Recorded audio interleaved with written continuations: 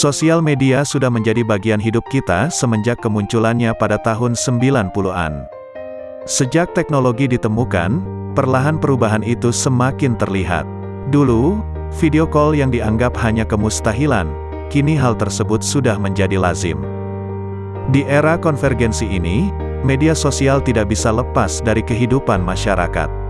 Khususnya masyarakat Indonesia di kalangan anak muda.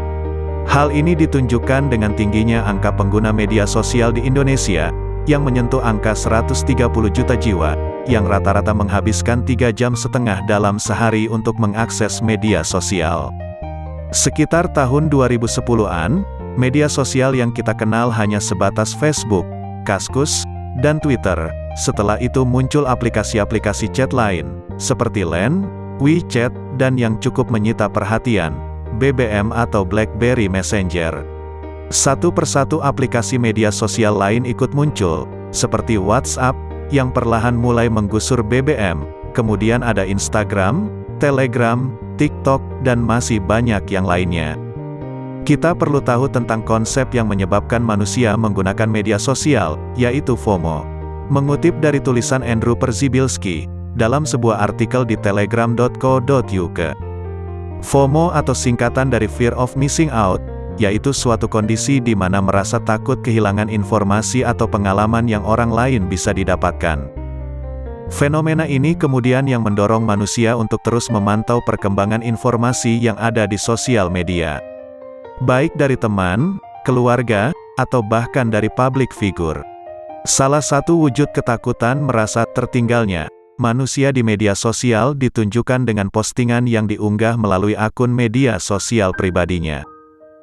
Dimulai dari posting sesuatu yang sedang viral di media sosial, hingga membuat postingan kegiatan sehari-hari ke dunia maya. Hal ini yang marak terjadi di kalangan anak muda Indonesia, khususnya yang tinggal di kota besar. Di mana banyak ditemukan kafe atau restoran dengan tampilan menarik, dan diisi oleh sekumpulan anak muda yang sibuk memainkan smartphone-nya walaupun sedang berkumpul dengan teman-temannya di satu meja. Hal ini menunjukkan motivasi untuk mendatangi tempat makan yang sedang viral, agar tidak tertinggal dengan orang lain, sehingga mengajak temannya untuk mendatangi tempat tersebut. Selain itu, fenomena ini juga terjadi saat ada teman yang berulang tahun. Saat ada yang berulang tahun, pasti akan ada kegiatan memberikan kejutan untuk yang sedang berulang tahun. Namun lucunya, momen tersebut tak lagi sakral, sebab kegiatan memberikan kejutan ulang tahun, kini hanya dijadikan sebagai konten publikasi media sosialnya. Di mana biasanya saat ada yang ulang tahun, ada saja orang yang merekam momen itu dengan smartphone-nya. Lalu saat temannya sudah selesai meniup lilin, segerombolan anak muda tersebut mulai membuka media sosialnya dan mengunggah momen tersebut ke dunia maya.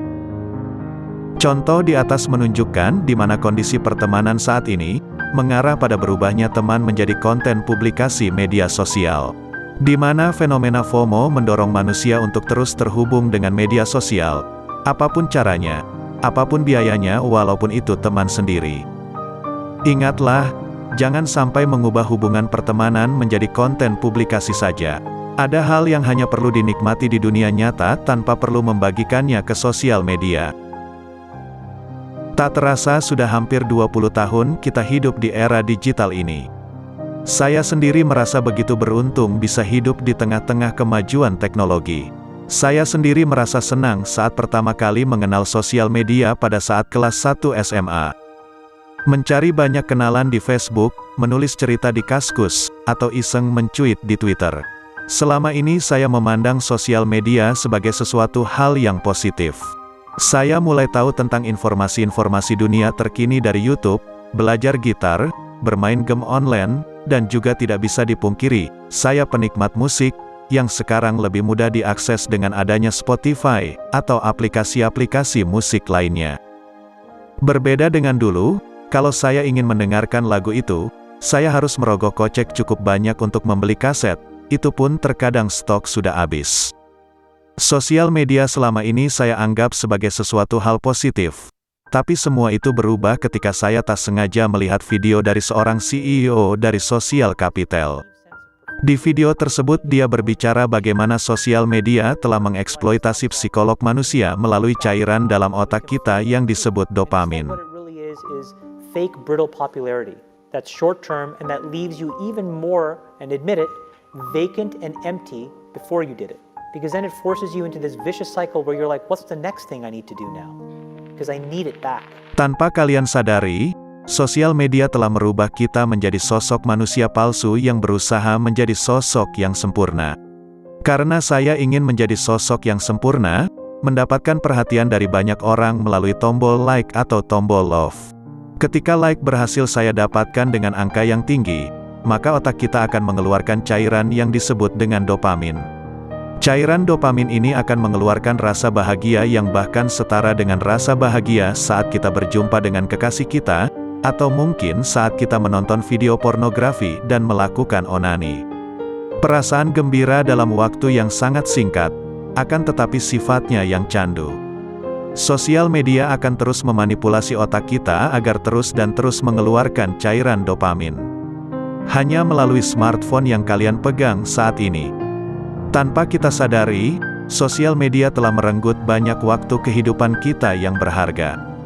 Kehausan untuk menjadi manusia sempurna, membanding-bandingkan diri kita dengan orang lain, sehingga membuat kita semakin tertekan dan tidak bahagia. Kebahagiaan palsu. Maka dari teori tentang cairan dopamin, maka saya memutuskan untuk rehat sosial media dalam waktu yang cukup lama. Untuk membuktikan apakah semua itu benar.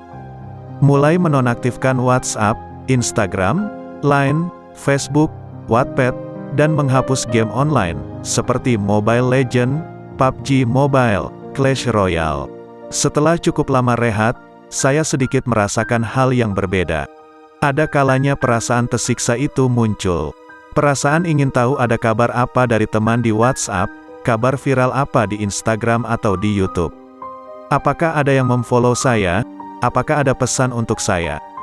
Perasaan itu yang muncul saat kalian coba rehat sosial media. Ketika FOMO tidak lagi menghantui otak saya jadi tidak terlalu peduli dengan tren hype yang sedang terjadi pada saat ini. Saya lebih peduli dengan potongan-potongan kecil kehidupan yang saya miliki saat ini. Hadiah terbesar yang dapat kamu berikan kepada diri kamu sendiri adalah sedikit perhatianmu sendiri.